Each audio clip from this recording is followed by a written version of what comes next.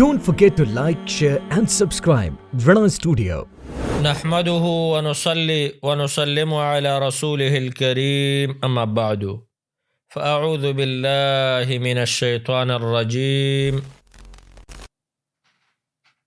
ما جاء بالحسنة فله عشر أمثالها. زمار دین اسلام محترم و معززو منگا سلسله شروع کړې وه د جبال الحسنات، واړه عملونه او غټ اجرونه. زما عزتمندو د خیرخواهي په غرض باندې او د دې حدیث په بنیاد باندې چې الدین والنصیحه ستاسو مخې ته نن یو داسې قیمتي نیکی ږدم چې یو وړوکی عمل او عظیم اجر په رب العالمین انسان ته ورکوي. والله که په دې باندې سوچ وکئ تاسو. صحیح حدیث د صحیح البخاری د عباده بن صامت رضی الله عنه دی. هغه فرمایي چې د الله پیغمبر صلی الله علیه وسلم فرمایلی دی من تعار من اللیل، څوک چې د شپې راپاڅېده او دا دعا ویله چې لا اله الا الله وحده لا شريك له له الملك وله الحمد وهو على كل شيء قدير سبحان الله والحمد لله ولا حول ولا قوة إلا بالله. ګوره دغومره دعا ده. د الله پیغمبر فرمایو بیا یې دا وویلې چې اللهم اغفر لی، وی رب العالمین به دته بخنه کوي.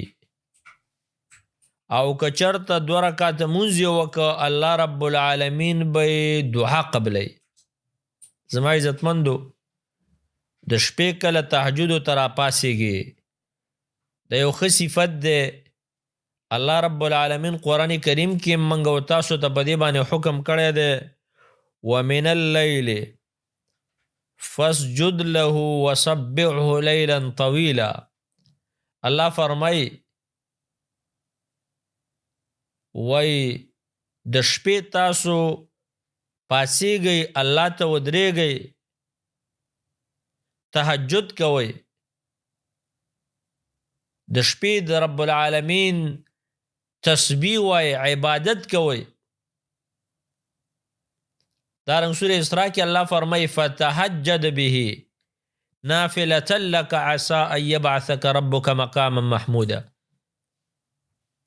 نبی علیہ السلام د عبدالله رضی الله عنه صفت کو چې نعم الرجل عبدالله، عبدالله ډېر ښه سړی دی ولو کان یصلی من اللیل، که د شپې مونځ یې کولی نو شپې راپاڅېږه او دا دعا ووایه 2 رکعته مونځ وکړه انشاءالله چې ستا کم ضرورت په زړه باندې دی رب العالمین به درته پوره کوي.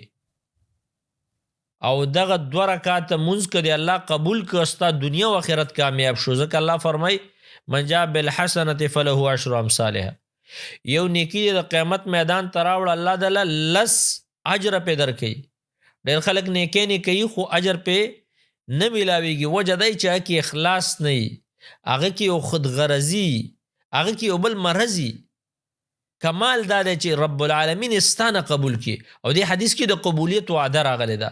رب العالمین دې زمونږ او ستاسو نه ښایسته اعمال قبول کړي او الله دې ښو عملونو توفیق راکړي.